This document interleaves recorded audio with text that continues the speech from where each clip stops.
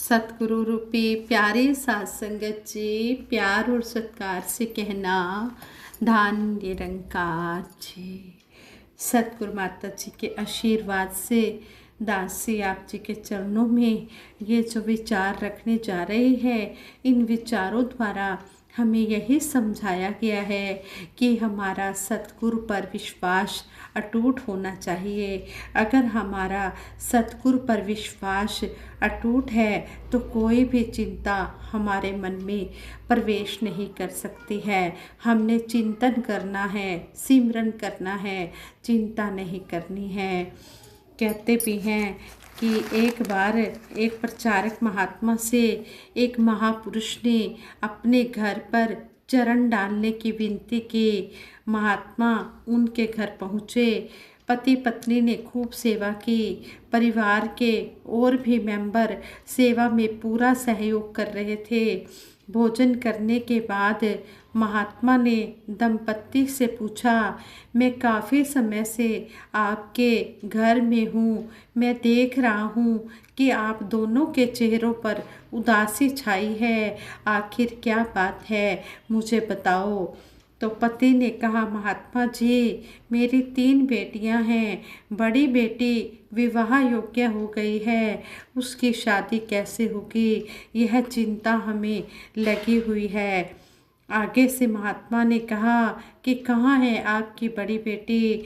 तो माता पिता ने अपनी बेटी को बुलाया और बोले, महात्मा जी, यह रही हमारी बड़ी बेटी। महात्मा बोले, अरे, जब से मैं आपके घर आया हूँ, यह बच्ची तो बड़ी खुशी खुशी सेवा कर रही है। इसके चेहरे पर तो मुझे शादी की कोई चिंता दिखाई नहीं दे रही है। पति ने कहा, महात्मा जी, इसे चिंता करने की क्या ज़रूरत है, चिंता करने के लिए हम दोनों हैं ना। फिर महात्मा ने कहा, अच्छा, फिर तो आप दोनों को भी चिंता करने की ज़रूरत नहीं है। निरंकार के साकार रूप सतगुरु आपकी चिंता करने के लिए है ना। संपूर्ण अवतार बाणी शब्द संख्या 264 में शहनशाह जी ने हमें इशारा करके समझाया है कि जिसनू इसदा होए सहारा, काम नहीं उसदा अड़ सकता। इस बात को सुनकर पति पत्नी दोनों चुप हो गए और वो कहने लगे कि ये महात्मा ठीक ही तो कह रहे हैं। पेरेंट्स बच्चों की हर ज़रूरत का ख्याल रखते हैं। बच्चों के सिर पर पेरेंट्स का साया हो तो वे बेफिक्र रहते हैं। हमारे सिर पर भी तो हमारे सतगुरु का हाथ है, फिर हम चिंता क्यों कर रहे हैं। सिर्फ चिंता करने से आज तक किसी का कोई काम बना है जो हमारा बनेगा। सचमुच चिंता को मन में बिठाना बहुत महंगा साबित होता है। चिंता जब दिमाग में घर कर जाती है तो उसके जो चिंता के रिश्तेदार होते हैं वह भी बिना बुलाए आ जाते हैं। रिश्तेदार कौन से हैं? सिर दर्द, घबराहट, अनिद्रा, डिप्रेशन, हृदय रोग, अल्सर, मधुमेह, जोड़ों का दर्द, चेहरे पर झुर्रियों, बालों का झड़ना और कहते हैं कि बालों का झड़ना और बालों का सफ़ेद होना। चिंता इंसान की हिम्मत, खुशी और विश्वास को छीन लेती है। इसलिए जिनको सतगुरु पर पूर्ण विश्वास होता है उनके सारे काम सतगुरु कर देता है।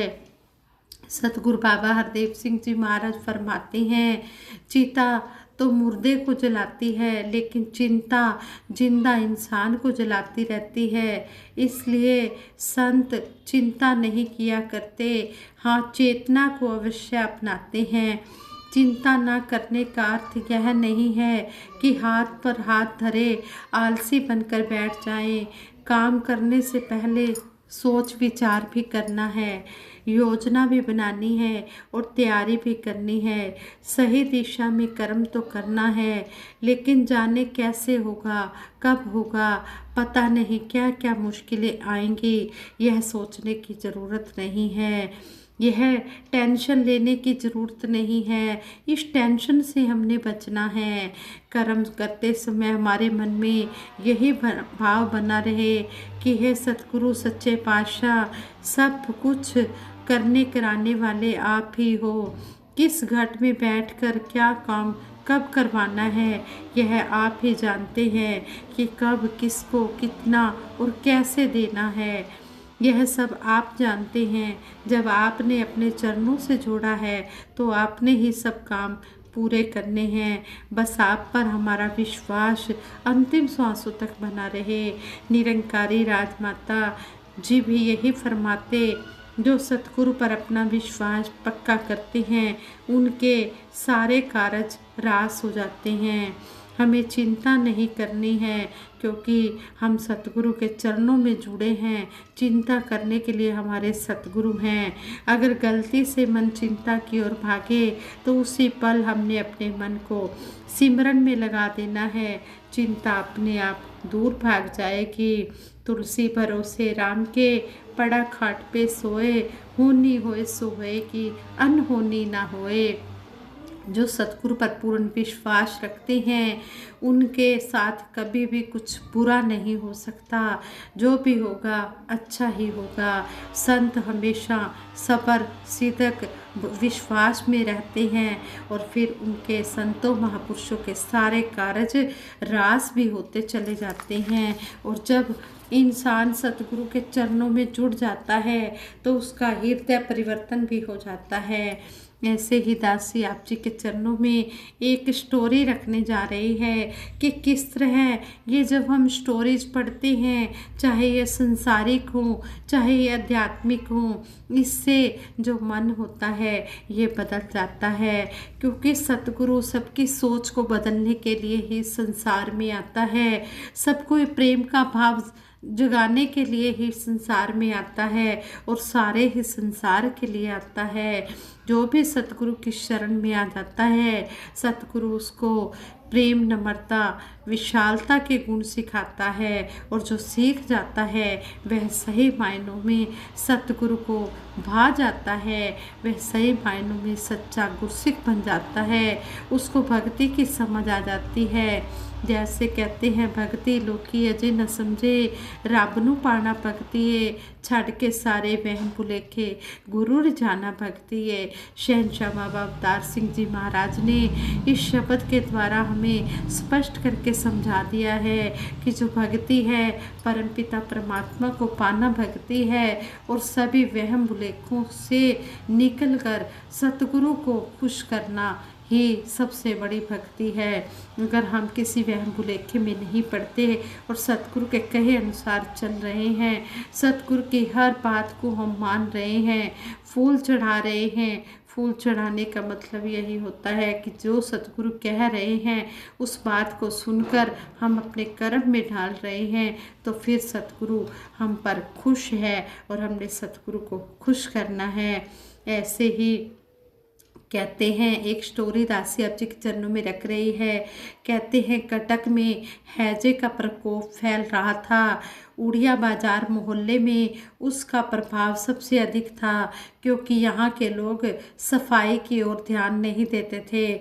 उन लोगों की ऐसी दशा देखकर कुछ सेवा करने वाले बालकों को बहुत दुख हुआ और वे अपना ग्रुप बनाकर उस मोहल्ले की सफाई करने और पेशेंट की सेवा करने में लग गए।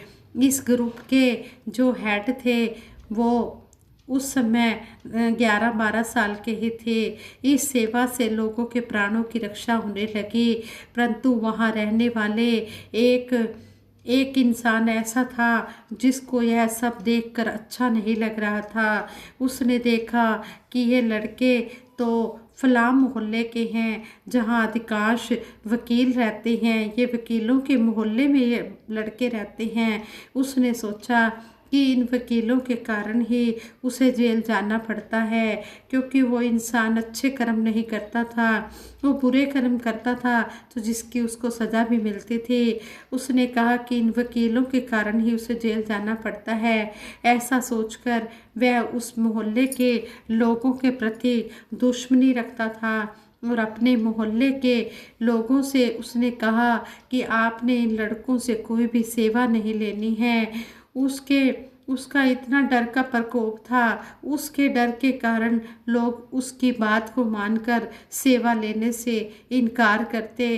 तो वो लड़के जो वकीलों के मोहल्ले से आए थे, वो और अधिक विनम्रता पूर्वक सेवा करते। स्योंग से 3-4 दिन बाद ही उसके लड़के को भी हैजा हो गया जो बुरे काम करता था। लड़कों का पूरा ग्रुप उसके घर भी जाकर सफाई व सेवा में लग गया। जब उस इंसान ने इस दृश्य को देखा तो वह हैरान रह गया। उसके मन से जो दुश्मनी के भाव थे वो नष्ट हो गए। उसने कहा, बालकों, मैं तो बड़े ही बुरे कर्म करता हूँ, मैं तुम्हारा शत्रु हूँ।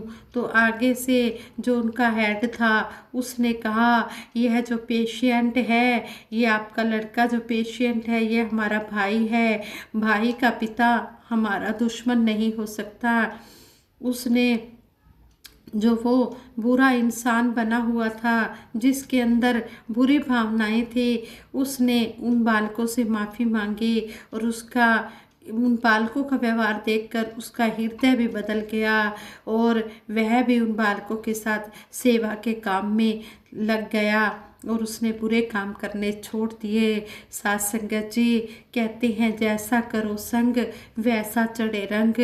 जब संतों महात्माओं का संग मिलता है तो चाहे कोई कितना भी पापी, कपटी, मूर्ख, कैसा भी इंसान हो, उसका हृदय सतगुरु बदल देता है, उसकी सोच को बदल देता है, उसकी नज़र को बदल देता है। जब सोच बदलती है तो तारे बदल जाते हैं, जब नज़र बदलती है तो नज़ारे बदल जाते हैं। इसलिए आओ सतगुरु के चरणों में हम लग जाएं, सेवा सिमरन सत्संग करते हुए अपना जीवन खुशी खुशी बिता कर जाएं।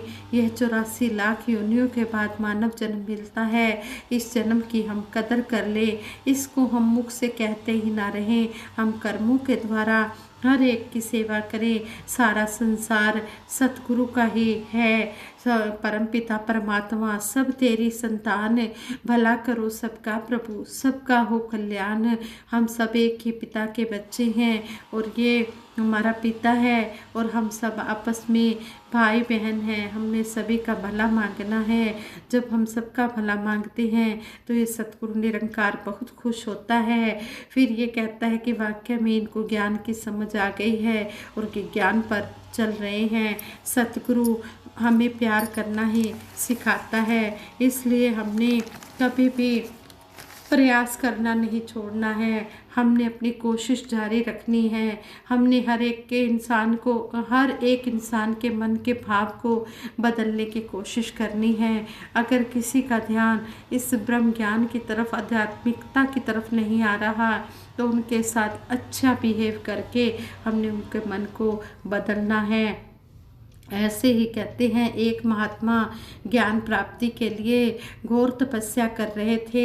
उन्होंने अपने शरीर को काफ़ी कष्ट दिया, घने जंगलों में जाकर भी तपस्या की, पर आत्म ज्ञान की प्राप्ति नहीं हुई। एक दिन निराश होकर वह सोचने लगे, मैंने अभी तक कुछ भी प्राप्त नहीं किया, आगे क्या कर पाऊँगा। निराशा और अविश्वास के इन नेगेटिविटी थॉट्स से वो परेशान हो गए। कुछ ही पलों के बाद उस महात्मा को प्यास लगी। वह थोड़ी दूर स्थित एक झील पर पहुँचे। वहाँ उन्होंने एक नज़ारा देखा कि एक नन्ही सी गिलहरी के 2 बच्चे तालाब में डूब रहे थे। पहले तो गिलहरी बैठी रही, फिर कुछ देर बाद उठकर वह झील तालाब के पास चली गई, अपना सारा शरीर तालाब के पानी में भिगोया और फिर बाहर आकर पानी झाड़ने लगी। ऐसा वह गिलहरी बार बार करने लगी। वह महात्मा सोचने लगे, इस गिलहरी का प्रयास करना कितना मूर्खतापूर्ण है। क्या कभी यह इस झील को सुखा सकेगी? किंतु गिलहरी का प्रयास लगातार जारी रहा। महात्मा को लगा मानो गिलहरी कह रही हो कि यह झील कभी खाली होगी या नहीं, यह मैं नहीं जानती, किंतु मैं अपना प्रयास नहीं छोड़ूंगी। अंत में उस छोटी सी गिलहरी ने महात्मा को अपने लक्ष्य मार्ग से विचलित होने से बचा लिया। वह महात्मा सोचने लगे, जब यह नन्ही गिलहरी अपनी छोटी सी शक्ति से झील को सुखा देने के लिए दृढ़ संकल्प कर रही है, तो मुझ में क्या कमी है? मैं तो इससे 1000 गुना अधिक शक्ति रखता हूँ। यह सोचकर महात्मा ने सबसे पहले गिलहरी के बच्चों को तालाब में डूबने से बचाया और फिर अपनी साधना में लग गए और एक दिन उन्हें ज्ञान का दिव्य आलोक प्राप्त हो गया। उन्होंने इस ब्रह्म ज्ञान को प्राप्त कर लिया। तो साथ संगत जी कहते हैं, where there is a will there is a way, जहाँ चाहा वहाँ रहा। अगर हमारे मन में ये ब्रह्म ज्ञान की लगन लगी होती है, तड़फ होती है, तो सतगुरु सच्चा पातशाह किसी न किसी रूप में आकर हमें ये ब्रह्म ज्ञान बख्श देता है, अपने चरणों में लगा लेता है। लेकिन हमारे मन में सच्ची तड़फ, सच्ची लगन होनी चाहिए। और कहते हैं कि 4 प्रकार के भगत बताए गए हैं, आर्त अर्थाती, जिज्ञासु और ज्ञानी। जो ज्ञानी भगत होते हैं वो इस सतगुरु निरंकार को बहुत ही अच्छे लगते हैं, क्योंकि उनके मन में कोई धन वैभव की इच्छा नहीं होती, कोई दुनियावी प्राप्ति की इच्छा नहीं होती। वो सिर्फ इस परमपिता परमात्मा को पाकर इसी के रंग में डूब जाते हैं। जो भक्ति के रंग में डूब जाते हैं और एक मन एक चित होकर इसकी निष्काम भाव से भक्ति करते हैं, ये सच्चा पातशाह उसको मुक्त कर देता है। आर्त भक्त के बारे में बताया है कि जो डर के कारण भक्ति करते हैं, अर्थाती भगत जो धन के कारण भक्ति करते हैं कि मुझे धन तो सभी चीज़ है, बच्चे भी धन है और महल माड़ियाँ भी धन है, तो धन की मांग करते हैं। वो अर्थाती भगत होते हैं। और जिज्ञासु जो इस परम पिता परमात्मा को पाने की इच्छा तो रखते हैं लेकिन इतना डूब नहीं जाते। लेकिन ज्ञानी भगत जो होते हैं वो इस परम पिता परमात्मा को पाकर इसी के रंग में डूब जाते हैं। जो ऐसे भगत सतगुरु निरंकार को बहुत अच्छे लगते हैं। सच्चे पातशाह हमें भी ऐसा ही बनाना। हम आप जी के चरणों से जुड़े हैं, जुड़े रहें। कोई हमारे मन में ऐसी दुनियावी इच्छा ना प्रकट हो। हमेशा अगर हमारे मन में इच्छा कामना हो तो सेवा सिमरन सत्संग की हो, कि हम ज़्यादा से ज़्यादा सेवा सिमरन सत्संग करें और संतों महापुरुषों का संग करते हुए हम अपना ये जीवन यापन करें, जिसके लिए ये हमें मानव चोला मिला है। मानव चोले की हम कदर करें। कहते भी हैं कि मानुष जन्म अमोलक है, इसका मिलना नहीं आसान। कहते हैं कि मनुष्य जन्म बड़ा ही अमोलक है, 84 लाख योनियों के बाद मिला है, ये आसानी से मिलने वाला नहीं है। इसलिए हम इस मानव जन्म में आकर अपने इस मानव जन्म की कदर करें और जिसके लिए मानव चोला हमें मिला है, मानव तन मिला है, ये परमपिता परमात्मा को पाने का वो काम हम कर लें और मुबारकबाद के पात्र बने। और सतगुरु के चरणों से यही सबके भले के लिए दासी अरदास करती है। सच्चे पातशाह सबको हर प्रकार के सुख देते चले जाना, सबके घर में खुशियाँ हों, सभी के कारोबार बढ़ें, सभी तन मन धन से स्वस्थ रहें और सेवा सिमरन सत्संग करते चले जाएं। दासी से विचार करते हुए कई प्रकार की भूलें हुई होंगी, उन भूलों के लिए दासी क्षमा प्रार्थी है और सच्चे पातशाह के चरणों में सभी के भले की कामना करते हुए सिमरन में आ रही है दासी। और सभी मिलकर सिमरन में सहयोग देना। तू ही निरंकार मैं तेरी शरण हाँ, मैनू बख्श लो। तू ही निरंकार मैं तेरी शरण हाँ, मैनू बख्श लो। तू ही निरंकार मैं तेरी शरण हाँ, मैनू बख्श लो। तू ही निरंकार, मैं तेरी शरण हाँ, मैनू बख्श लो। बोलिए सतगुरु माता सुदीक्षा सविंदर हरदेव जी महाराज की जय।